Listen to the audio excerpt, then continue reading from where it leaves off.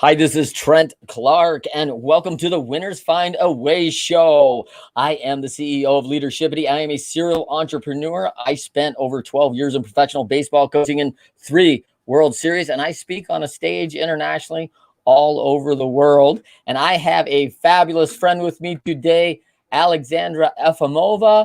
And Alexandra, say hello. Trent, great to be on your show. And from the first day we met a few years ago, I always been contagiously engaged with your energy, with your enthusiasm, and with your commitment to help other entrepreneurs succeed. It's a great pleasure to be on your show today. Oh, wow, Alexandra, that means so much to me. I love that. Our show, and Alexandra she's a 1%er, folks. You're going to love it. Our show is all about that time. And I want you to think, have you ever faced stiff adversity? Felt like the losses are mounting? You need to find a better way. I think you came to the right place. Whether you are already an entrepreneur, an elite athlete, a business leader, or you're just looking to start your journey today to being elite, this is the place for you to learn. And that's what we provide each and every week. Check us out on our show, our podcast, subscribe, like us, love us. We love you, and we're happy to bring it to you. So, Alexandra, for everyone, if you have a message to give or a question to ask Alexandra during the show, please put in the chat. I will try to monitor the chats on the different live feeds. And I thank you for all being with us and joining. And I will have a time at the end where we're going to do that. I want to talk quickly, Alexandra, about a few highlights about you. But before I do that, why don't you tell them where they can find you online? Like, how do they get in touch with you if they say, I want to know about you? Trent, thank you for such a warm introduction. My website is alexandra.com. My Instagram is alexandra.y.efimova, and my LinkedIn is Alexandra Efimova. All right, so let's get into Alexandra. She's the CEO of the RP Group International, founded in '98, a premier brand of footwear, apparel, accessories, and wellness products. You may know the brand Russian Pointe, a very favorable brand, especially in the dance world, of course. And on wellness side, Flex. She is the CEO of FLX, Flex. Extensive experience in entrepreneurship, collaboration among individuals, organizations, business, nonprofit, governmental, education sectors. An executive diploma from Harvard, went to Eastern Michigan University. You were the EY Entrepreneur of the Year finalist in 2017. Pretty awesome. You've been on the Inc. 5000 list. Awesome. Featured in many news, NBC, Newsweek, Bloomberg, Forbes Women, Crain's Detroit. You've done a ton of things. Let me pause there before I tell them more about you. But like, that is a lot. You know, one of the things that I love about you is that you have just never stopped. And you just keep delivering like high quality information and content and products to people in a space where wellness and the quality of those products in that space maintain their wellness through that. And I think it's so important. Talk to us a little bit about that, about your mission there. Thank you, Trent, for such a warm introduction. And you know, when you say it all together in this 30 seconds, it does seem like a lot. But it is a lot. But when I go and do it every day, it just seems like that's what naturally needs to happen. We have a goal. We have a small goal. We need to step. We have an objective. We have a challenge. We need to overcome it. We have an opportunity. Let's take it on. I do a lot of hiking. I'm actually in Park City, Utah right now for the entire month to conquer some of these mountains here. And I start the hike. Sometimes I can't even see the tip of the mountain, right? It could be covered in snow. It could be covered with the clouds, but I know it's there. It's another 14er that I want to conquer. And what do we stop? We stop with not tripling on the next rock. We start on crossing that creek. And one step at a time, it goes further and further. So this is how it's been in my life in all aspects, with a business, with nonprofit organizations, with positions I've been asked to hold, and with a lot of athletic activities as well. So you keep an eye on a big goal, on a far peak of the mountain, even if you can't see it, but you focus on making sure you do the right thing right now on your small step in front of you. I love it. I love it. I mean, you were heavily involved in women's entrepreneurship, international relations. Want to get into that. Multiple boards, mentoring, consulting, coaching. And I think there is kind of a theme here of students, of entrepreneurs, of athletes. There's a tribe that you kind of subscribe to. Is that fair?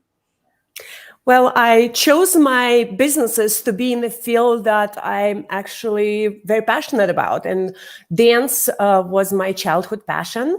I danced in Russia in St. Petersburg. Then I danced for University of Michigan ballroom dance team.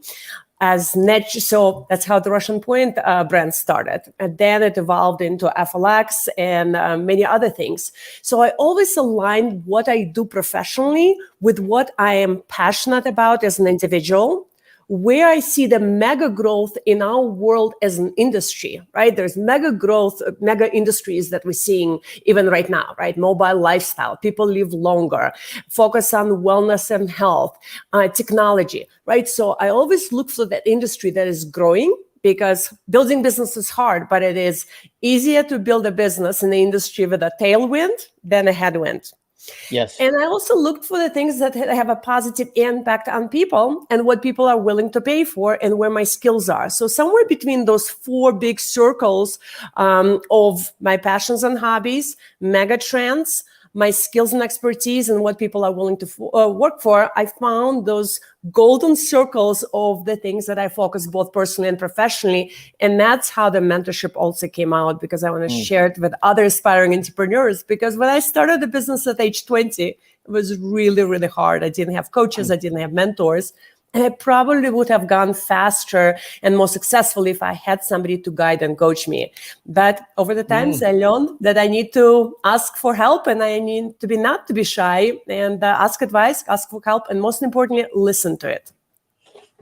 I think that's really, by the way, great plug for a coach, folks. Did you hear that, leadershipity? You need a coach. Like, get yourself a coach. Get yourself a trusted advisor, a guide. I love that, and I think you're so right. And from an athletic standpoint, where I came from, and theater, I mean, it's constant feedback, coaching, feedback.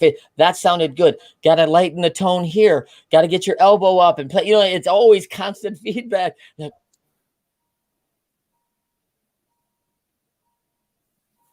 Okay, not coachable, not getting it, doesn't have the ability to adapt. I mean, all these things come in and it hurts us. I want to jump to Russian Pointe for a minute, because big celebration, 21st anniversary now for Russian Pointe, and you launched the 5, 6, 7, 8 podcast, right? Yeah, so actually, this year we celebrated 23rd anniversary of Russian Pointe. I started the company in 98. On the 21st anniversary, 2 years ago, I started podcast 5, 6, 7, 8. Podcast for people in the move, where we talk about goal setting, overcoming challenging, role models and mentors, finding your niche in the industry. And most of my audience and the guests are dancers or people in the dance industry, but what we really talk about applies to everybody. And then also in 2019, 2 years ago, I acquired the FLX stretch training company. I love it. So I was a huge fan of Fame growing up. And by the way, Alexandra and I only grew up about an hour apart.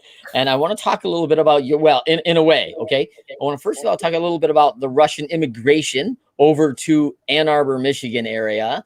And I'm a Battle Creek, Michigan product here. So that is about 78 miles apart, like where we are. But we didn't meet till I think, I was in my 40s. So I was, later that we met. But I grew up on Fame. I love that show. And I just think of Debbie Allen, the actress, 5, 6, 7, 8, let's go, let's hit it, and she's coaching and she's giving it. And so when you had that podcast name, I just loved it. I was like, oh, that takes me back to, here we go. 5, 6, 7, 8. Like, here we go. This is a get ready. It's about to happen. And for people who haven't been around the theater or dance, like, this is the cue. It's go time. Yep, it's go time in dance, and go time in life, and go time in business. I love it. So let's talk for a minute about so you're Russian. And I love your name is like so pretty, right? Like, I don't know if everyone sees it. If they see how we spell your name, right, very quickly, they go, oh, wow, Alexandra. Like, I recognize that name is not the English speaking, right? Or the English way to spell. So I don't know if people always know when they meet you that you are Russian, and you came here at what age to the United States? I came in 1993. I was 1 month away from turning 16 years old. And we Wow. came with my family to Ann Arbor, Michigan. My stepfather is American. He was a U.S. naval officer, graduate of Georgetown and University of Michigan MBA. He met my mother in Ann Arbor when she was invited to come and teach art for several months. And it's a lovely love story. They fell in love, and we moved here in the summer of 93. That's awesome. That's awesome. And so and of course, you went on to do ballroom dancing for the University of Michigan. Tell me a little bit about what you've seen there as far as people love ballroom dancing now, right? They put it on TV shows. They've done all sorts of different things. Like when I was a kid, when I thought of ballroom dancing, I thought of like Lawrence Welk, right? Like that was kind of our association. Now we think ballroom dancing, the skill, the technique, the fitness, the costume, like it's pageantry, right? And it's something really now that I find people have, and the most unlikely people I meet are passionate about it and into it. And I'm like, really, ballroom dancing? And they're like, oh yeah, like we love it. Like, wow, it's awesome. Yeah. Well, the beauty of dance in general is that it's an incredible workout. It helps with the posture, flexibility, and hand-eye coordination through your entire day. Specifically about ballroom dancing, there's such a wide spectrum, right? There's everything from sexy salsa to romantic foxtrot and Viennese, from seductive Argentine tango, and everything else in between. So really, you can find the type of dance or the group of dances that fits your personality the most and your partners, and for your physical abilities, right? We see 7-year-olds doing ballroom dancing, and then we see 80 and 90-year-old doing ballroom dancing. So it's really a form of dance and exercise forever. Plus, it's a great social activity. So if you and your partner choose to do some salsa dancing or Argentine tango, it just becomes one more thing that binds you, unites you, creates some chemistry, and it's a great way to steal the dance floor at the next wedding party. Yeah, that's right. I love it. I love it. And we've had dance studios in our country forever, right? Like, and I don't know if people always notice them. Like if you drive by, like, hey, here's a dance studio right over here. And if you don't frequent those, you may not notice them, but they are almost in every city. You have it regular. So I want to pivot here to a little bit about you as a child, right? 15, 16 years old coming over here, that may be impactful, but tell us the most impactful pivot point you had as a child or as a teen when you knew you were destined, or at least wanted, for entrepreneurship, owning your own brand, like really taking this autonomous role of developing your team and this service and this product and the give and the mission that you are on today? Trent, it's a very good question. And now I live in America for 28 years. So to answer your question about my passion and entrepreneurship, I'm going to take a step back to my childhood in Soviet Union and put a little bit of a framework around how I grew up and really what my upbringing was, because it's very different from most of our audience. So growing up in Soviet Union, it was... just as Soviet Union was. Everything was controlled by the government. Everything was provided by the government. Healthcare. And I don't want to interrupt you, but we are Cold War kids, right? This was late 70s, early 80s when you're small. And this is pretty heavy Cold War. We had in the US, we knew well about our Carter went through the whole 40 that was kept in Afghanistan. That at that time, I think it was Afghanistan at the time. And it was a long-standing thing that were going on that I remember tracking in elementary school, and it was Cold War drills, like under the desks. This could happen, and things were that. So I want to preface that to take people back to a time that was a very serious. This was not a Russia and U.S. was in a lovey-dovey relationship in any way. Fair?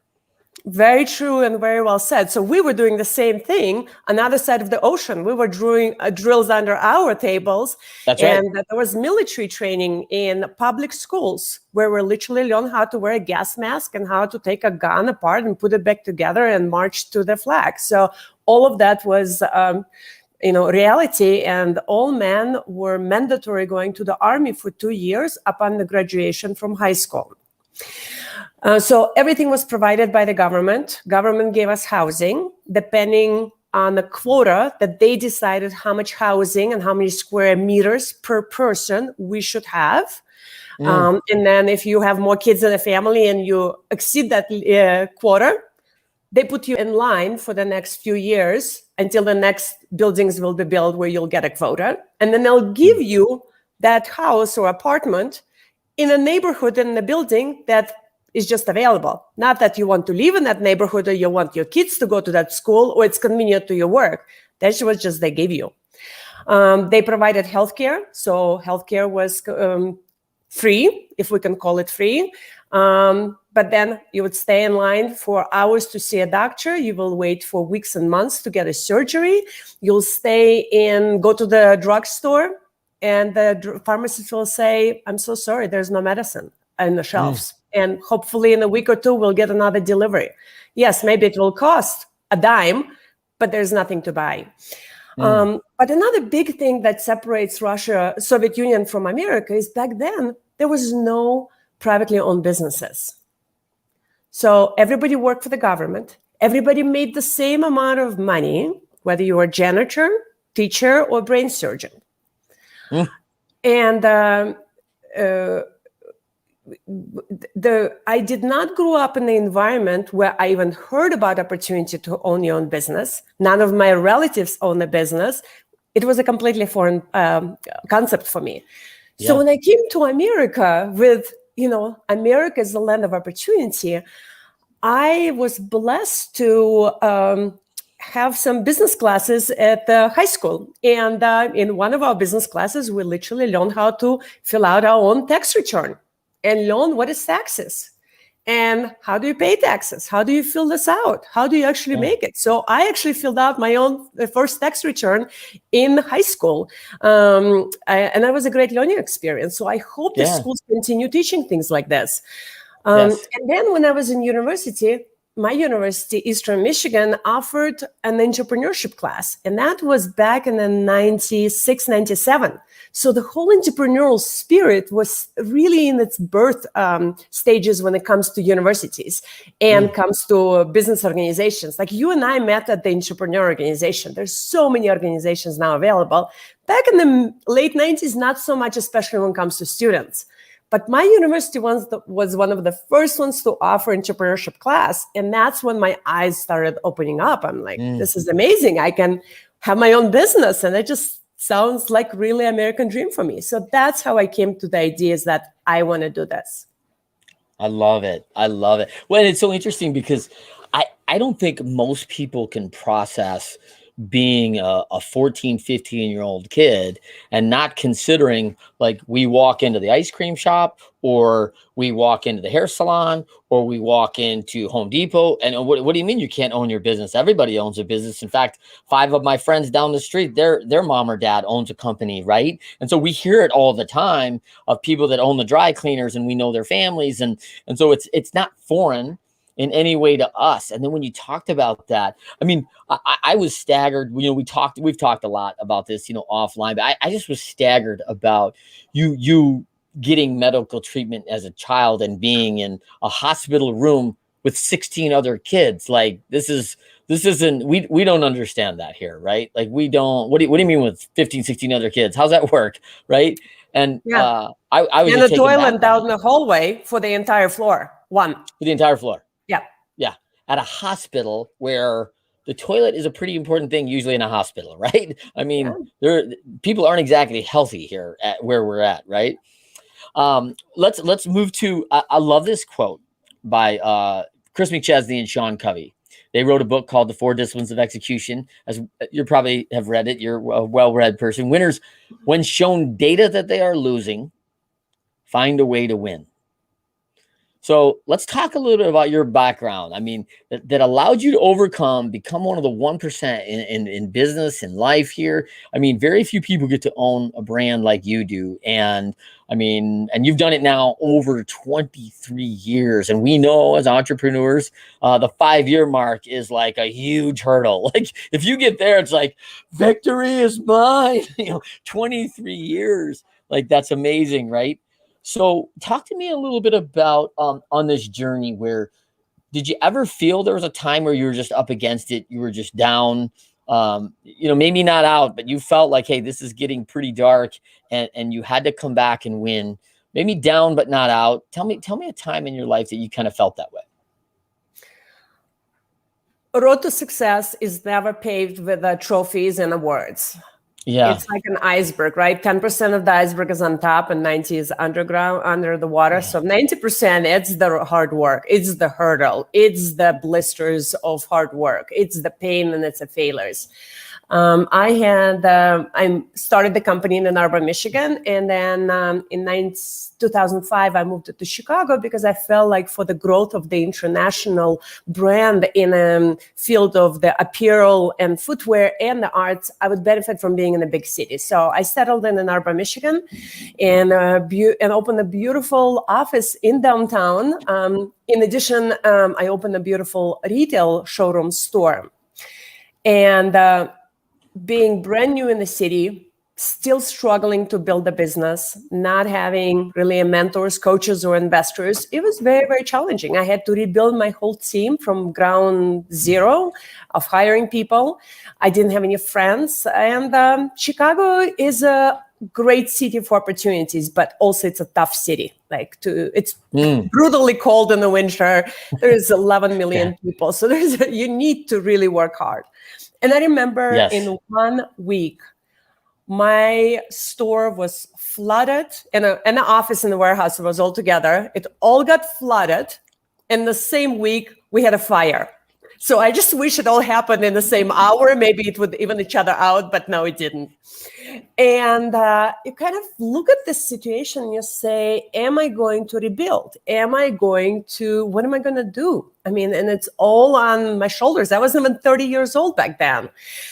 And what helps me keep moving in the challenging situations like this, just like situation we all faced a little bit over a year ago with COVID, when my sales dropped 90% because recitals were canceled, summer camps were canceled, gyms were closed, stores were closing, right? What do? Do you pull yourself together and you fight through without knowing what's on the other end? And how long is that tunnel of darkness? And when are you going to see any lights? And is it going to be the lights of the field and the fresh air? Or is it going to be a train moving towards you where the headlines is going to hit you again?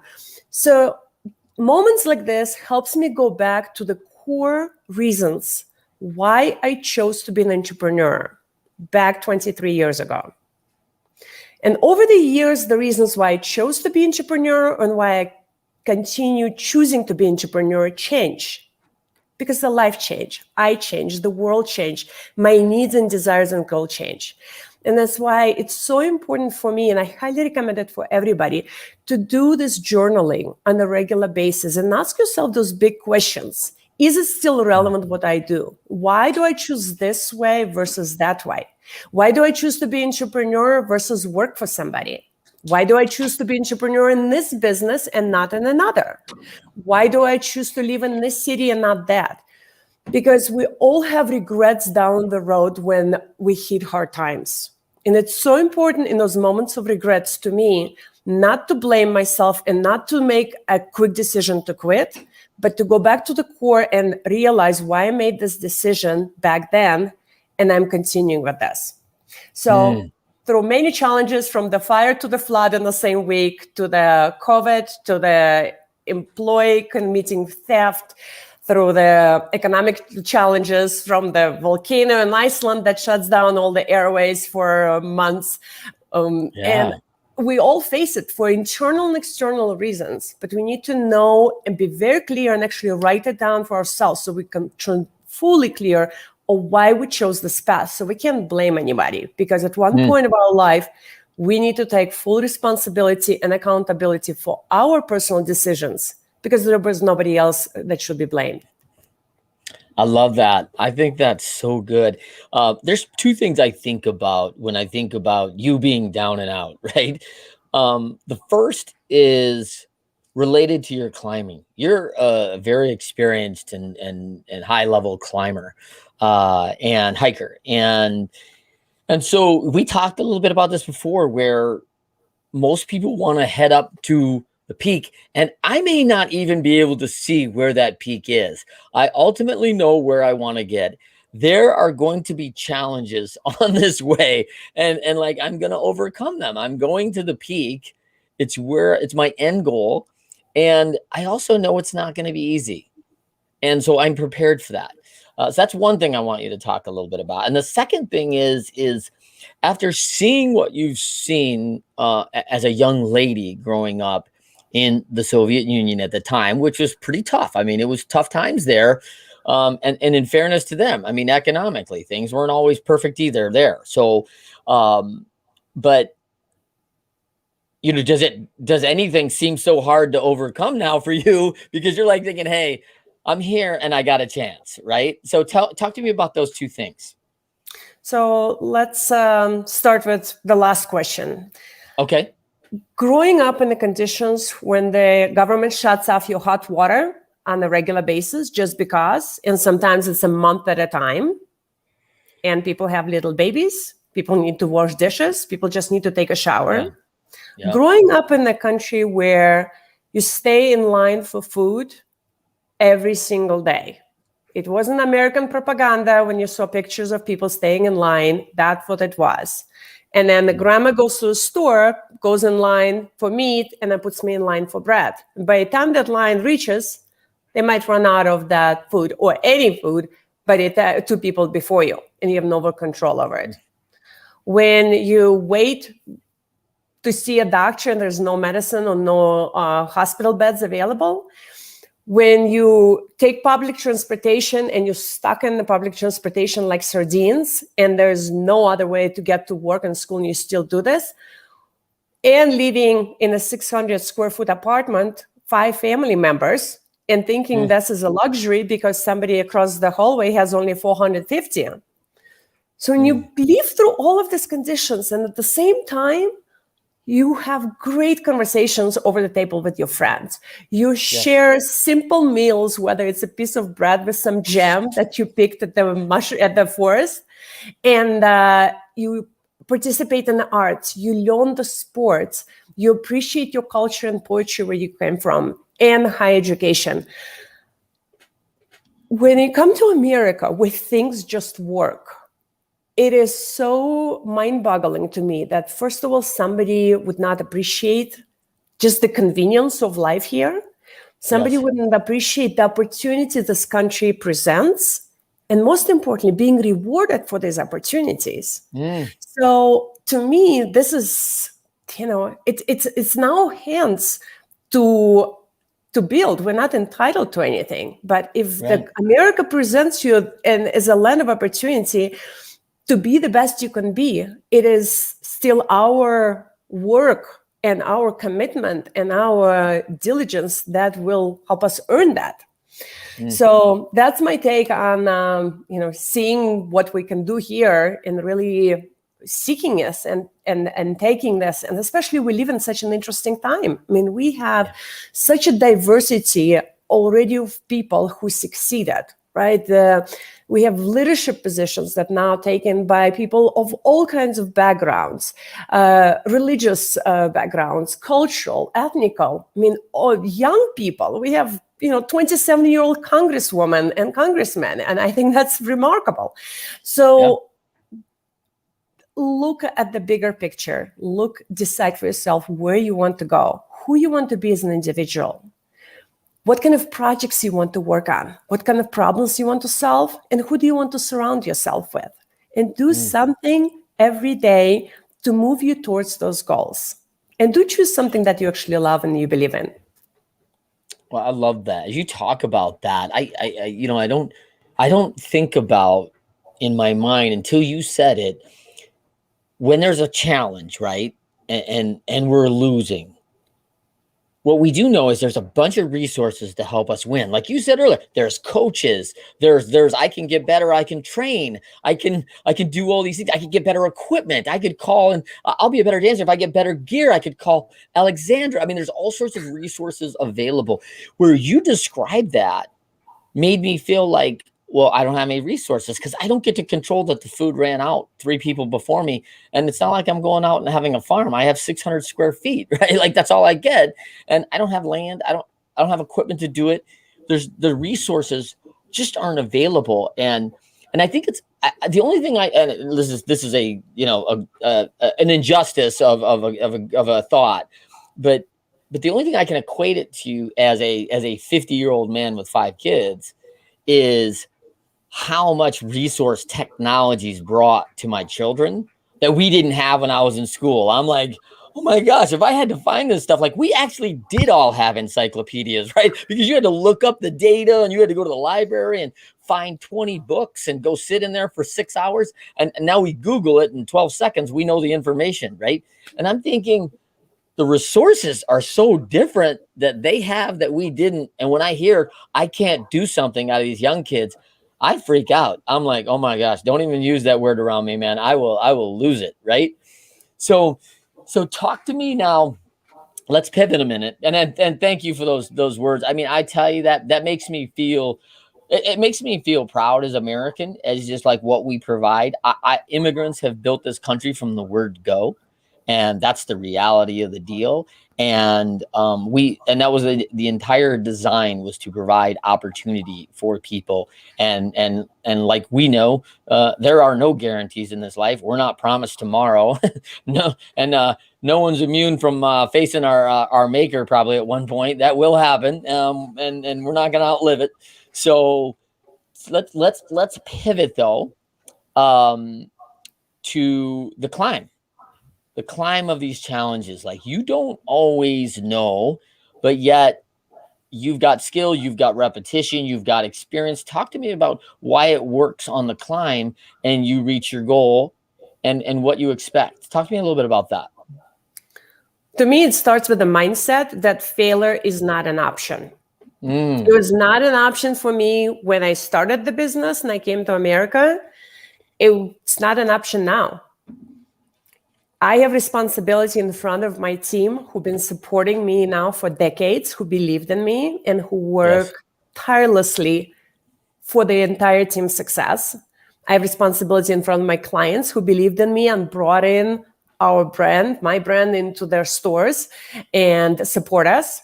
I have responsibility in front of vendors, dozens of factories who we work with and give them a lot of business, which helps to help their families. So, back then, when I started the business, I was self-sufficient. My parents did not have a lot of money. They had another child. So I was really left up to me if I want to go to university. And if I want to go to university, which one? And if I choose to go where, please apply and figure out how you're going to pay for it. Whether you're going to work, get scholarships, get, financial aid, and so on. So when I was faced with the choices back at 17, only living in America for 1 year and only speaking English 1 year, what am I going to do? I knew I want to be successful and I knew I want to be the best I could be. So with extremely limited English and extremely limited knowledge of the educational system in America, I applied to Eastern Michigan because I was closer driving than going to U of M. I had no idea the difference between ratings of universities back then.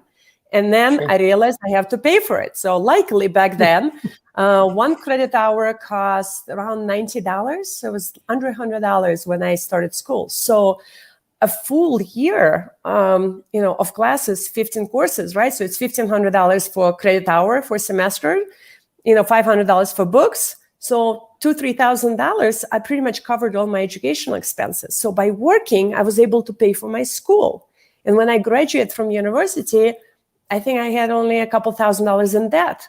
The situation is very different now. I'm mind-boggled by the cost of tuition now.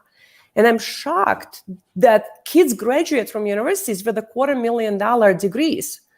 without understanding how their profession and occupation is going to even pay for it. So, but the bottom line, what I wanted to share in this experience is that I had those choices of going to school because I saw the benefit of education, starting the business. I would go to classes in the morning. I would go to dance schools in the afternoon. I would fly to trade shows and business meetings in the morning, take red eye from California so I can be on time for Monday morning classes. I would do homework in airports and do whatever else it takes to succeed. So climbing the wall was, much more challenging back then from the basic perspective. Now it's a bigger challenge of the responsibility that's on my shoulders when it's much bigger enterprise, a lot of people involved, and a lot of moving parts. Yeah, you should have been the Global Student Entrepreneur, award winner back in the day. Like, that's pretty awesome. Like, in the middle of school, you're trying to do this. EO, actually, Entrepreneur Organization, has an award, and they have a show, actually, on Disney Plus, I think. I cannot recall the name of that show right now, where they do a little bit of a documentary following that contest for the best student entrepreneur in the world. And I like that what you said about the responsibility. At Leadershipity, we train up leaders to understand that with your own people alone, you are making a decision for 4 for every person. So if you have a group, an industry, and an organization of 250 people, you are likely making a decision for 1,000 people because they have spouses, they have significant others, they have children, they have responsibilities, they're taking care of adults. Everyone is responsible for about three people besides themselves in a general family as an average. And so leaders can't shake that responsibility of running an organization. And now I think you just added a great facet to that for me, which is my vendors too, right? Like, they are also relying on our increased business. Their families are on the line on this. And when all of a sudden, like you said last year during a pandemic, and 90% of our orders have lowered, right? Like, wow, I can't imagine that impact and that wave that goes out across all those vendors, all those employees, all those things that have to happen. That's a hard thing for people to always understand. Even me, and I'm in the business, right? I am in business, and it's hard to even fathom it in my mind. So let's pivot for a moment to, what do you think your superpower is? What separates Alexandra from other leaders? What's helped you get there and maintain and sustained your success? Resilience. Talk to me a little bit more about that. Yeah, talk to me more about that. Well, it's during the COVID, when the world was shattering. Yeah, I had to take an inventory of those superpowers. Yeah. And I realized that my superpowers are my network of people, my team, and my knowledge and experience and expertise in fields of building businesses. Mm-hmm. And I realized that no matter what happens in the world, nobody can take that away from me. And no matter what happens in the world, there will still be a need for something, whether it's a product or whether it's a service. And I believe that with my knowledge and with my expertise, I will be able to find those opportunities, pivot the organization, recoup the team if necessary, and move forward. And when we had, sometimes even double-digit sales per day coming in, and the team was afraid to tell it to me, not to upset me even more, I had to think deep inside, what am I going to do? Am I going to just stop and call it a day? And, probably with my education, with my skills, my experience, I can always find a job or way to make some living. But again, I had the responsibility in front of all of my team members plus 4. and vendors and clients and everybody else. And I said, well, no matter what happens, I have the confidence that between my team, my network, and my ability to build businesses and find opportunities, will survive. So I think that was one of those moments where the resilience really came in. I like that. I'd like to talk a little bit more about that. Like that one, do you think that's the one value? It may be for you, but let's talk about an overarching for all, right? What do you think one value, belief, an action that someone should take when they're down to consider, how I might turn things around? Like how it might help me turn around. Where do I get grounded into the foundation of that one value, belief, or action? What do you think that one thing would be for you, or you'd recommend? I go back to my foundation of why I chose to do what I'm doing. Okay. And it's all those reasons. What is your why, right? Yeah. Why? Simon Sinek. Simon, yes. A lot of good points from him. But, I make those lists, in my little notebook on a regular basis. And I read to them, not only on January 1st, not on my birthday, but I read them on a regular basis. And in the moments of hardship, that's where I go back to see what is my purpose and what is my mission, what positive change I want to make in the world. So in the moments of despair and the moments of struggle and the moments when we perhaps need to change the way we're doing things, I would go back to, again, take the inventory of all my skills and my team's skills, of the changes we're seeing in the world and the kind of the mega trends, right? What am I passionate about and what are people willing to pay for? And those circles and those lists probably will change, but there should be something still in the middle, hopefully of all four, or at least three, that we can recoup and start and pivot. Okay, love it. Let's ask a couple questions. I'm going to see if there's any questions in the audience. I have a couple things for you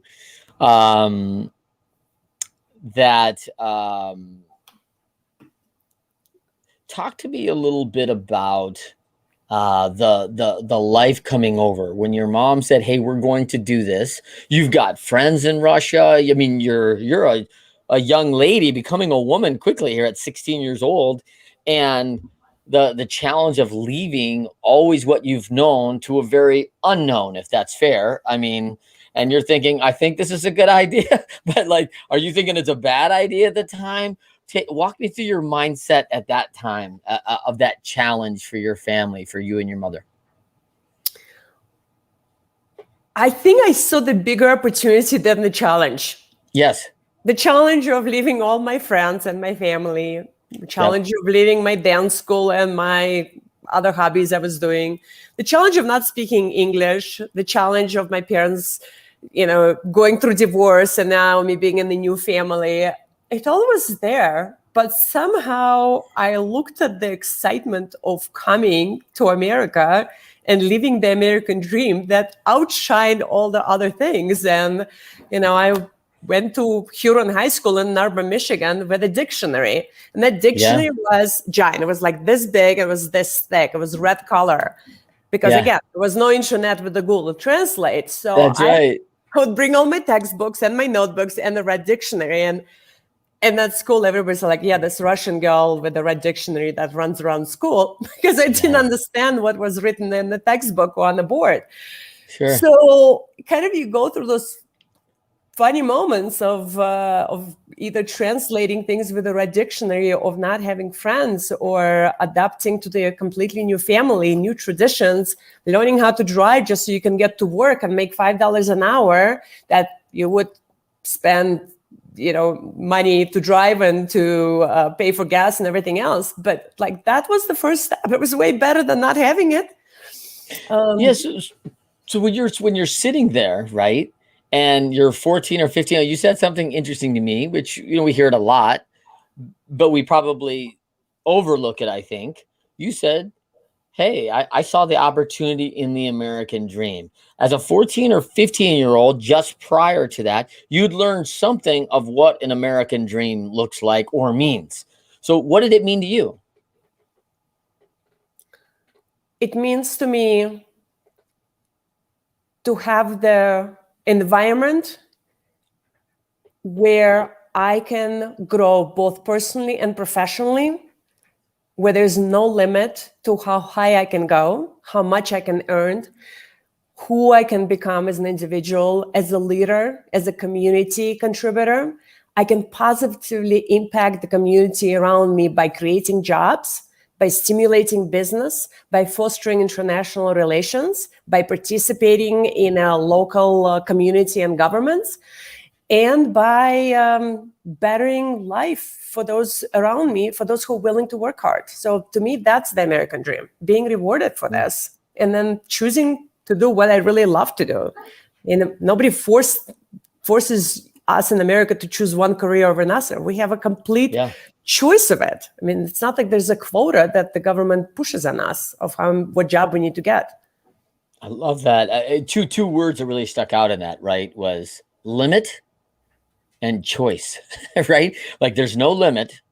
The sky is the limit. We always hear that as kids, right? You know, the sky is the limit, Alexandra. And you're like, how high is that? Like, you know, what is that? So, and then two is, you know, hey, it's your choice. You know, and having 5 children of my own, right? I often am caught up with kids making choices that I probably don't agree with, right? As their father. And I'm like, you know, but you are free to make that choice. You will also be free to suffer the consequence of that choice, right? Like they go hand in hand, right? And so we have both, and we know, hey, listen, sometimes those choices turn out great, and sometimes the choices we make turn out very poorly. But one of the things I want to kind of pivot off this is that it's something very interesting that you and I have talked about previously, is we have women leaders I have a lot in our company, right? We have a lot under leadershipity that we work with, and it is becoming probably the fastest growing demographic here in leadership, because we're seeing, you know, 10% CEOs, which will near 20% at the track within another year and a half, right? So it's going fast that, hey, some of these skill sets that really serve our organization, some of these skill sets we need, there's tons of women who have them. Why can't they lead? And they've proven it and they've done it well. So why not, right? And this isn't new news to you. And you've never felt like you've been limited as a woman leader. So talk to me about when you say no limits, my choice, you don't see limitations. Why do you think, I mean, are there limitations? Are there benefits? What should other women know, especially young women, going into this world right now and going at it and saying, I want something pretty big for me and my family, and I'm willing to do the work? Trent, it's a very interesting topic you bring up. And I grew up in a society where women had an equal pay with men, as pretty much everybody else in Soviet Union. But I also felt that I'm more in the advantage, right? I received the same education as all of my male classmates. I can participate in the same clubs. I felt that, you know, I can register the company and be an entrepreneur in America. Yep. In my dance industry, it was predominantly female dominated. Yes. From the dancers to the dance teachers to the store owners. So also, I felt like I am on a completely equal ground. I mean, I felt a little bit of, in the beginning, disadvantage that I was 20-year-old starting the business, that I didn't know anything about how to run the business, but I learned. And I didn't speak very good English, and I had a very thick accent. But over the years, it improved. So I did not build my career as an entrepreneur thinking that I'm disadvantaged. I actually thought I'm advantage, because I can also, you know, maybe sweet talk my way into an appointment, or I can charm my way out of a challenging situation. I can smooth out edges from the conflict. I never thought that we as women in disadvantage. Granted, I never worked in the corporate world. I don't know what it's like to be there. Yes. And I take points of the women who have the challenges of the glass ceiling very, very seriously. And there's so much that's being done already about this. But I really felt like I was always an advantage. It never crossed my mind until started being told now over and over again that we're in disadvantage. Yeah. Well, I think what I've always seen is there's bias. There's bias for a lot of things. There's probably bias for male dancers, right? Like the entertainment is these beautiful women with their gorgeous lines, skill, fitness, expertise, and we don't want to see a guy in this. Like this is what we want, right? And it's like, okay, you have to give the entertainment what they want. This isn't so. There may be something to that. Like there's probably not, you said, like there's not the amount of males in dance that there are of females. Fine. Like that is what it is. I don't know if it's wrong or right. It just is, right? And I love the way that you described like not focusing. What I heard you say was you're not focusing on where people are telling you no. Like I'm focusing all the things that I can do. Like I can. No one's asking me, and we always. In the United States, and you found this out probably pretty quickly, right? As you went to university, we focus so much on your grade point average. What's your grade point average? And you're like, man, I've never had a bank as an entrepreneur ask for my grade point average. Like I have a really good one.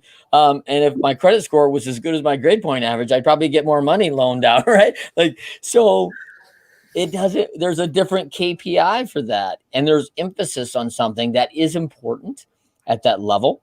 But it may not serve importance lifelong, right? I don't think we've ever met anybody now at our age and our experience where like, hey, Alexandra, good to meet you. What was your grade point average at Eastern Michigan? I've never had someone ask me that question, right? So, yeah. And whether we get a contract from client or not doesn't depend on our GPA. So focus on yeses instead of nos. Focus on your strength instead of weaknesses. Manage the weaknesses, improve them if you can, and focus on opportunities instead of what is not possible. There've been so many doors closed in front of me. I heard so many times no. I had the phone hung up on me because they couldn't even understand what I was offering to them. But you know what? There was more people on that cold list that I could have called. So it's focus on yeses instead of nos. You've had a lot of success. You've won a lot, right? I mean, you've got a thriving, I love Russian Pointe, Flex's big brand coming on. What's the best battle that you've conquered in your lifetime? I think the best battle I conquered in my lifetime is... The best battle, maybe the hardest battle, but you conquered it. Like you overcame it. What's the hardest challenge that you faced and overcame? I think having low self-confidence and not being sure in myself and my abilities. And it took me, say, 2 decades of being an entrepreneur until I actually felt confident in what I'm doing. And, by that time, I already went to Harvard. I already built a multimillion-dollar business. I already had a distribution centers in America and in Europe. I have hundreds of retailers that sold my brand. I went to Harvard. I just did so. I had the awards, but I didn't feel confident deep inside. And it was not until one turning point that I actually felt confident. And no matter what the people were telling me, I still didn't feel confident until I started feeling it inside. What was the turning point?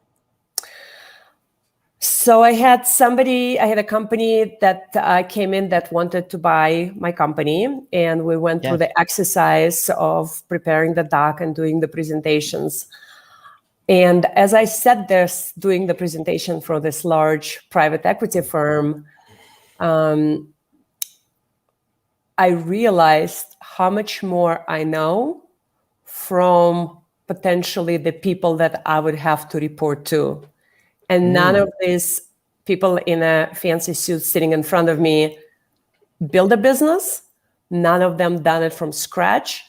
None of them overcame the challenges that I overcame.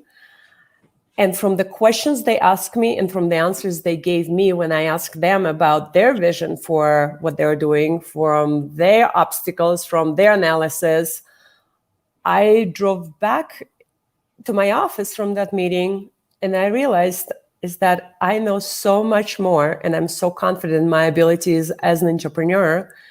And instead of selling my company, I actually went around and a couple months later ended up buying the FLX brand, which now is growing to be a superstar brand as well.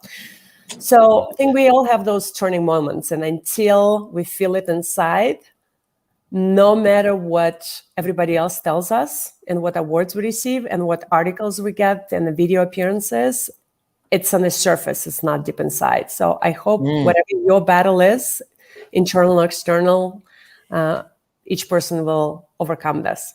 And you just never know when it's going to happen.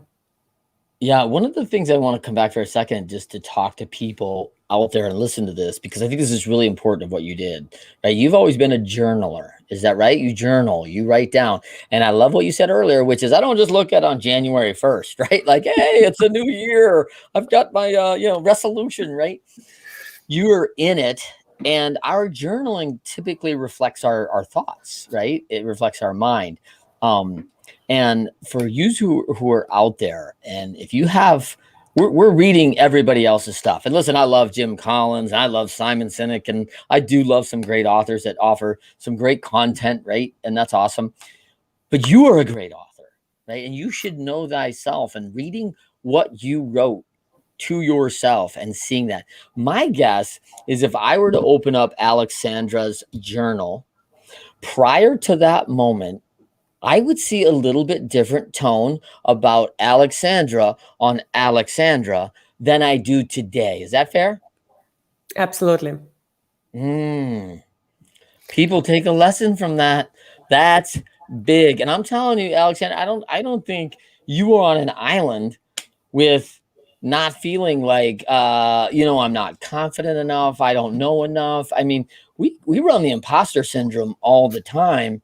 And sometimes we don't even believe it till I read off all these things you've done, the awards and all this stuff. And you're like going, whoa, that was me, because I've been busy. And I felt like there was a lot of failures along the way, which of course we don't tend to bring up, right?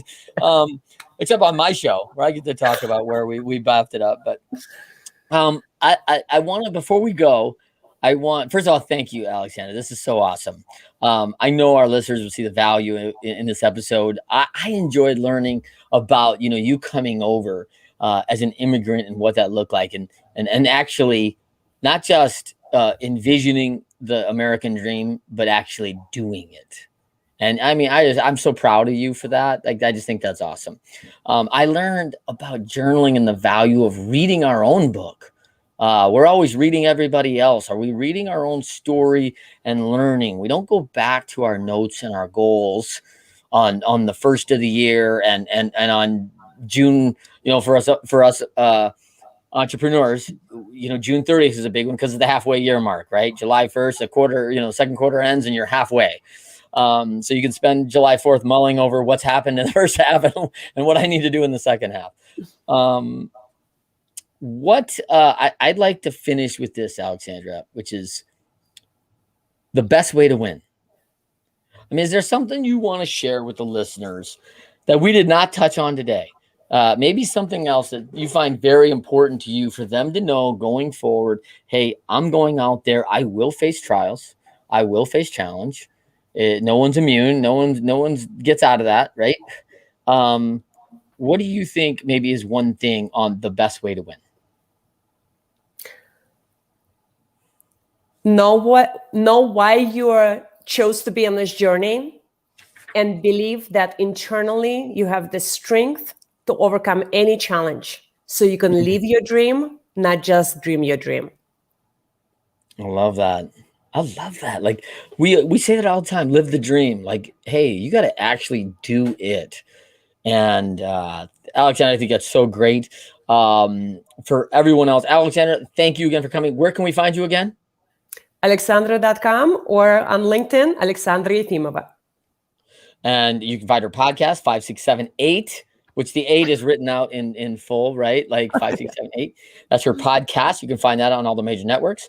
Follow our show, on YouTube Live, LinkedIn Live, Facebook Live, our Leadershipity channel. We always record and it is there. Again, we are on Leadershipity on Instagram and Twitter. I am at Trent M. Clark on all the social networks. You can find me there. Please like our content, enjoy our content, subscribe to our show. We have some great shows. It's pretty awesome. And look for our upcoming book, The Pyramid of Leadershipity, Accountability for Leaders. And look for your Flex products too, by the way, because Alexandra, she is delivering top line and Russian Pointe products. If you have a young child in dance, like, you are probably going to buy her products at some point. So DM me, email me, let me know what you think. I'd love to hear it. If you enjoyed our episode, rate us 5 stars. People continue listening. We work hard to deliver value delivering stories from 1%ers, just like Alexandra. And as I was assured, Alexandra delivered as usual. Alexandra, I got last question for you. Is there a go-to reading for you, a quote, a verse, something that you go to when things may be not going right for you? And you've had this in the last year. Is there something you go back to read and it can level you, can set you back on your foundation and get you righted? The ship is safe in the harbor, but it's not what ships are built for. Like, you're gonna just challenge everybody, Alexandra. I love it. Like there is gonna be risk in this world, and this is not what they're built for. Us baseballers, we have you can't steal second base with your foot on first, right? And so similar mantra there. I have a verse for you. When I have a guest come on, I look at a verse, I think about it, pray about it during the week about who's coming in. And I always want to consider the person. And I usually know people pretty well. But I went to Proverbs 4:26. Give careful thought to the paths of your feet and be steadfast in all your ways. And I think about that every time, Alexandra. I came across that verse and I was like, listen, like, you are thoughtful because you know your why. You know exactly who you want to be. You know why you positioned yourself in this. You know what you're going for. If you have not followed Alexandra's posts, you will be delighted and encouraged and motivated because she puts things out there into the world that are delivering high quality content and information for you to be better, to feel better. And it's awesome. And the products do the same from your health and wellness. So, but then be steadfast in all your ways, right? When she's telling you that quote of the ship, right? This is what it's built for, right? She is steadfast in her ways. She is steadfast, and this is how I can do the product. This is how we'll get out of this challenge. This is how we serve people well. And she stays the focus on that in all the time. And when you meet her personally, which I hope you get to someday, you will realize she's very focused and diligent and professional about the way she goes about her brands and takes her responsibility in utmost care for those that surround her and have built her up, which she's thanked today, which is, again, a mark of gratitude. So for me, Alexandra, I am so thankful you could join us today. It's been awesome. Thank you so much, Trent. And thank you for all the audience who joined us today. I'm wishing you much success in all aspects of your life. Great. For everyone, thank you for listening. We will see you next time in the next episode on the Winners Find a Way show.